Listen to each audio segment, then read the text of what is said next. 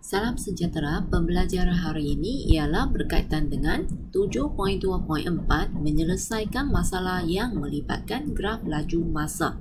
Sekarang kita perhatikan contoh 16 dalam buku teks. Graf laju masa di sebelah menunjukkan gerakan sebuah kereta dalam tempoh 14 saat. Jadi kalau kamu perhatikan di sini, kalau ikut apa yang diberi pada graf laju masa ini, lajunya dalam meter sesaat dan masanya dalam unit saat. Seterusnya, untuk peringkat pertama, kamu akan perhatikan berlakunya penambahan laju dari 5 meter sesaat kepada 10 meter sesaat dalam tempoh 4 saat. Manakala untuk peringkat 4 saat ke T saat, berlakunya laju seragam, iaitu 10 meter sesaat. Dan seterusnya peringkat yang terakhir, dia mula dengan 10 meter sesaat sehingga ke bacaan di sini tak diberi, iaitu V meter sesaat dalam tempoh T ke 14 saat. Jadi sekarang kita perhatikan untuk soalan bahagian A, yang perlu kamu cari ialah laju purata dalam meter sesaat untuk tempoh 6 saat yang pertama. Okey, jadi sekarang kita perhatikan macam mana kita nak cari tempoh 6 saat yang pertama ini.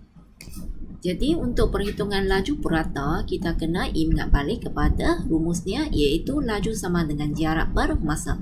So maksudnya terlebih dahulu kita perlu carikan dulu jumlah jarak yang dilalui dalam tempoh 6 saat ini. So sekarang kita rujuk kepada graf laju lama masa ini.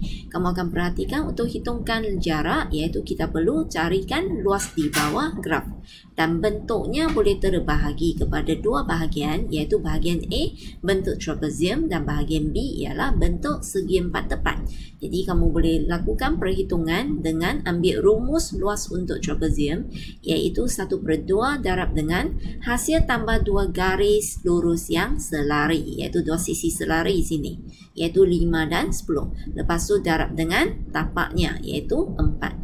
Tambahkan dengan panjang bagi segi 4B, iaitu 10 dan lebarnya 2. Maka dapatlah 50 meter. Seterusnya hitung, barulah kita hitungkan purata laju.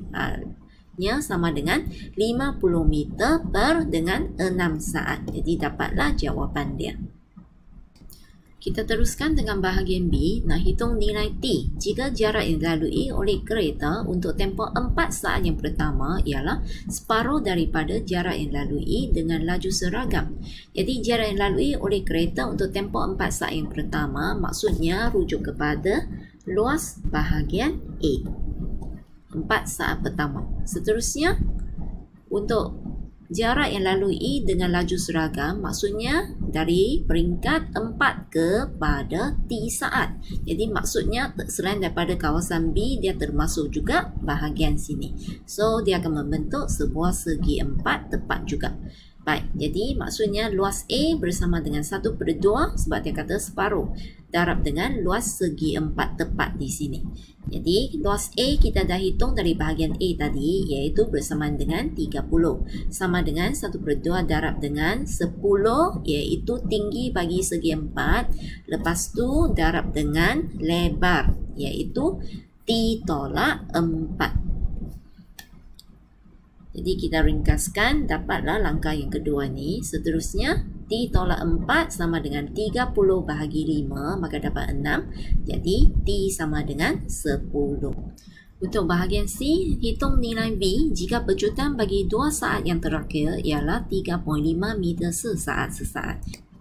Jadi untuk perhitungan pecutan, kita kena ingat balik pecutan sama dengan laju akhir tolak dengan laju awal, seterusnya bahagi dengan masa. Okey, iaitu bersamaan dengan kecerunan bagi suatu garis lurus. Sekarang kita perhatikan masa yang disebut dalam soalan ini ialah 2 saat yang terakhir. Maksudnya dari saat yang ke-12 sehingga 14 saat. Tapi soalan ini kalau kamu perhatikan pada masa 12 saat nilai laju sini tidak diberi. Jadi maksudnya kita tak bolehlah ambil titik P dan titik Q untuk buat perhitungan. So kena imbas balik kepada garis lurus yang kamu dah belajar semasa tingkatan 2, iaitu kecerunan PQ sama dengan kecerunan PR. Iaitu maksudnya kalau kita ambil mana-mana dua titik untuk perhitungan kecerunan, nilai mereka adalah sama sebab ini suatu garis lurus. Jadi untuk hitungkan pecutan sama juga. Untuk tempoh masa T ke 14 saat sebenarnya pecutannya sama juga dengan masa dari 12 kepada 14 saat sebab ini garis lurus. Jadi kamu boleh terus rujuk kepada titik P dan titik R untuk buat perhitungan pecutan. So pecutan telah diberi iaitu 3.5 meter sesaat, maka kita ambil rumus kecerunan iaitu V tolak dengan 10 rujuk kepada titik P dan R. Lepas tu bahagi dengan masa. Masa ini iaitu kita rujuk kepada nilai T yang telah kita cari tadi iaitu sebanyak 10 daripada bahagian B tadi. Jadi beza masanya ialah 4 saat. So samakan dengan 3.5.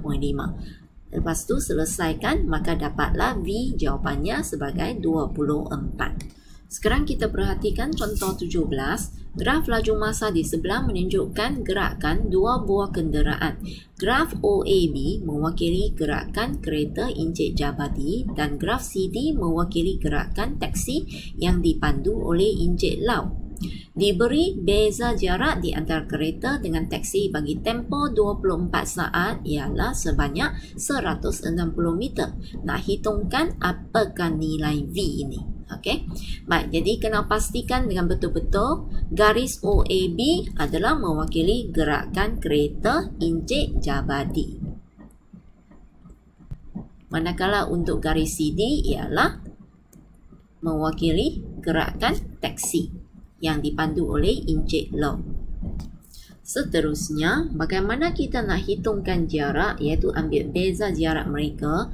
So, kita kena rujuk kepada luas di bawah graf. Jadi, maksudnya untuk kedua-dua bahagian garis OAB dan CD, kita perlu hitungkan luas di bawah graf mereka.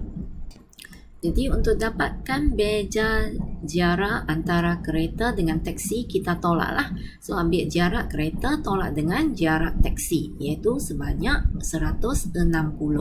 Maka kita rujuk kepada jarak kereta, iaitu garis OAB. Kita hitungkan luas di bawah grafnya dengan menggunakan rumus luas trapezium.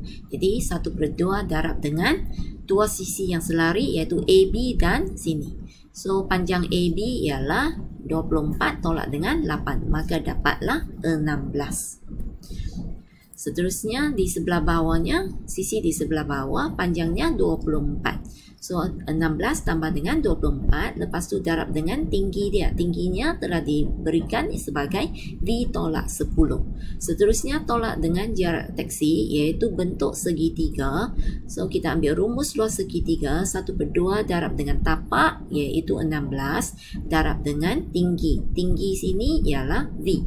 Maka kita selesaikannya. So, dapat peringkaskan sebagai 20 darab dengan V tolak 10 tolak dengan 8V sama dengan 160. Dan kembangkan, maka dapatlah 20V tolak 200 tolak 8V sama dengan 160.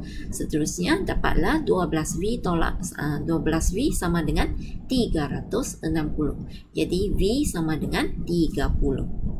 Baik, jadi setakat ini sahaja penerangan untuk hari ini. Terima kasih.